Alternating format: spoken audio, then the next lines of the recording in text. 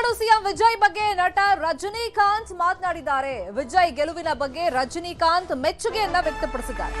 Vijay CM ಆದ ಬಳಿಕ ರಜನಿ ಈ ಬಗ್ಗೆ ಮೊದಲ ಮಾತುಗಳನ್ನಾಡಿದ್ದಾರೆ.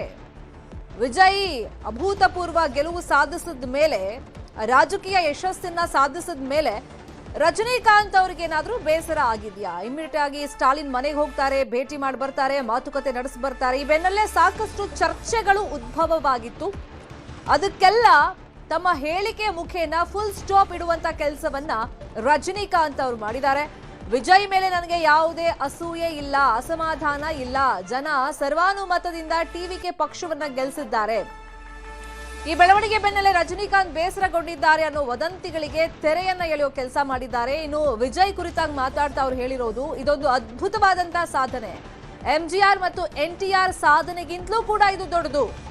ಡಿಎಂಕೆ ನಾಯಕರನ್ನ ಭೇಟಿ ಮಾಡಿದ ವಿಷಯಕ್ಕೂ ಕೂಡ ರಜನಿಕಾಂತ್ ಅವರು ಸ್ಪಷ್ಟನೆಯನ್ನ ಕೊಟ್ಟಿದ್ದಾರೆ. ಕೇವಲ ಸ್ನೇಹದ ವಿಚಾರಕ್ಕೆ ಸ್ಟಾಲಿನ್ ಅವರನ್ನ ನಾನು ಅವ್ರ ಮನೆಗೆ ಹೋಗಿ ಭೇಟಿ ಮಾಡಿದ್ದೆ ಅಷ್ಟೇ ಅಂತ ಹೇಳಿದ್ದಾರೆ. ಇನ್ನು ವಿಜಯ್ ಸಿಎಂ ಆಗಿದ್ದು ನನಗ್ ಶಾಕ್ ಆಯ್ತು. ಸ್ಟಾಲಿನ್ ಸೋತಿದ್ದು ಪರ್ಸನಲಿ ಬೇಸರ ಇದೆ, ಇಲ್ಲ ಅಂತಲ್ಲ.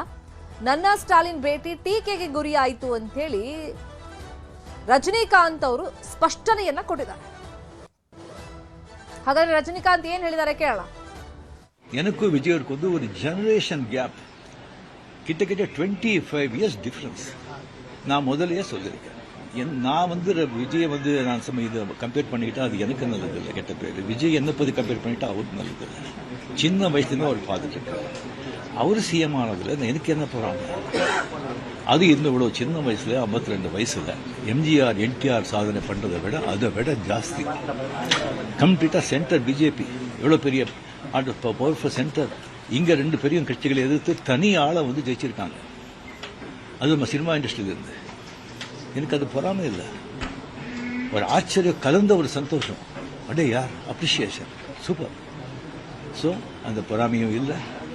விஜய் அவர்களுக்கு வந்து நிறைய எதிர்பார்ப்புகள் இருக்குது ஜனங்க மத்தியில். டெஃபினட்டாக அந்த எதிர்பார்ப்பெல்லாம் அவரை சந்தித்து மக்கள் நல்லது செய்யணும், செய்வாங்கங்கிற நம்பிக்கை எனக்கு இருக்குது. அவருக்கு அதிக வாழ்த்துக்கள். ஸ்டாலின் சாரை போய் பார்த்தது, அது கொஞ்சம் விமர்சனங்கள் வந்தது. ஸ்டாலின் சார் அவர்களே என்னுடைய 38-40 ஆண்டு நண்பர். எங்களுடைய நட்பு கொள்கைகள் அரசியலுக்கு அப்பாற்பட்டது. ஜனநாயகத்தில் வந்து தோல்வி வெற்றி சகஜம். இருந்தாலும் ஸ்டாலின் அவர்கள் வந்து அந்த கொளத்தூரில் வந்து தோத்தது எனக்கு கொஞ்சம் சங்கடமாக இருந்தது.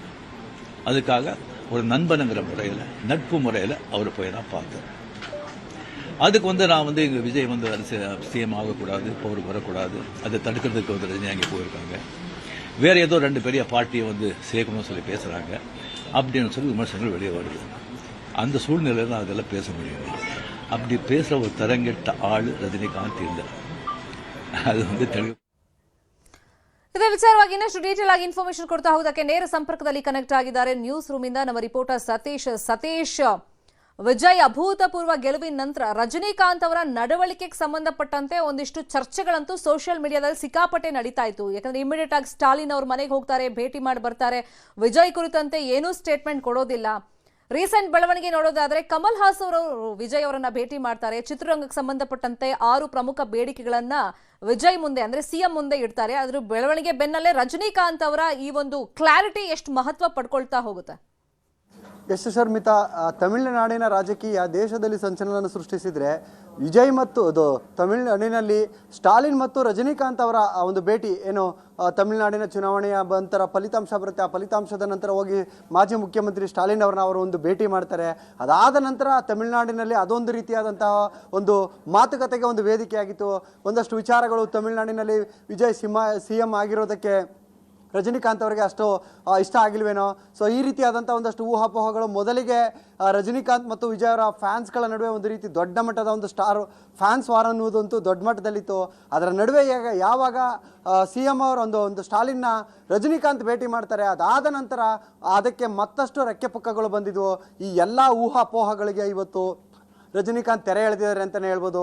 ತಾನು ಯಾಕೆ ಹೋಗಿ ಸ್ಟಾಲಿನನ್ನು ಭೇಟಿ ಮಾಡಿದ್ದು ಅಂದು ಮತ್ತೆ ಏರ್ಪೋರ್ಟ್ನಲ್ಲಿ ಬರಬೇಕಾದ್ರೆ ವಿಜಯ್ CM ಆಗಿರೋದಕ್ಕೆ ಯಾವ ಕಾರಣಕ್ಕೆ ನಾನು ರಿಯಾಕ್ಟ್ ಮಾಡಿಲ್ಲ, ಈ ಎಲ್ಲ ವಿಚಾರಗಳಿಗೂ ಕೂಡ ಇವತ್ತು ಕ್ಲಾರಿಟಿ ಕೊಟ್ಟು ನಾನು ನನ್ನ ಸ್ನೇಹದ ವಿಚಾರವಾಗಿ ಹೋಗಿ ಸ್ಟಾಲಿನನ್ನು ಭೇಟಿ ಮಾಡಿದ್ದೀನಿ. ವಿಜಯ್ಗೂ CM ಆಗಿರೋದಕ್ಕೆ ನನಗೆ ಯಾವುದೇ ರೀತಿಯಾದಂಥ ಒಂದು ಬೇಸರ ಇಲ್ಲ.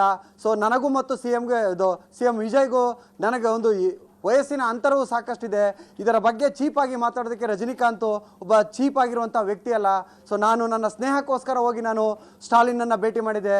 ಸೊ ಈ ಎಲ್ಲ ವಿಚಾರಗಳಿಗೂ ಕೂಡ ಇವತ್ತು ನಟ ರಜನಿಕಾಂತ್ ಅವರು ಅವರ ಮನೆಯಲ್ಲಿ ಒಂದು ಸುದ್ದಿಗೋಷ್ಠಿಯನ್ನು ಕರೆಯುವ ಮುಖಾಂತರ ಏನೇನು ಊಹಾಪೋಹಗಳಿದ್ದು ಕಂತೆಗಳಿದ್ದು ಎಲ್ಲ ವಿಚಾರಗಳಿಗೂ ಕೂಡ ಒಂದು ಕ್ಲಾರಿಟಿ ಕೊಟ್ಟಿದ್ದಾರೆ. ಇನ್ನು ವಿಜಯ್ ಗೆದ್ದ ತಕ್ಷಣ ನಾನು ಕೂಡ ಒಂದು ಸೋಷಿಯಲ್ ಮೀಡಿಯಾದಲ್ಲಿ ವಿಶ್ ಮಾಡಿದೆ, ಅದನ್ನು ಕ್ಲಾರಿಟಿ ಕೊಡಬೇಕಾಗಿತ್ತು.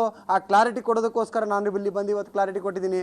ಯಾರ್ಯಾರು ನಕಲಿ ವಿಡಿಯೋಗಳನ್ನ ಹಂಚ್ಕೊಂಡು ಸೊ ಈ ಒಂದು ವಿಚಾರವಾಗಿ ಗಾಳಿ ಸುದ್ದಿಯನ್ನು ಹಬ್ಬಿಸ್ತಿದ್ರು, ಸೊ ಅದೆಲ್ಲದಕ್ಕೂ ಕೂಡ ಇವತ್ತು ಅಂತಿಮವನ್ನು ಆಡಿರುವಂಥದ್ದು ರಜನಿಕಾಂತ್ ಅಂತಲೇ ಹೇಳ್ಬೋದು ಶರ್ಮಿತಾ.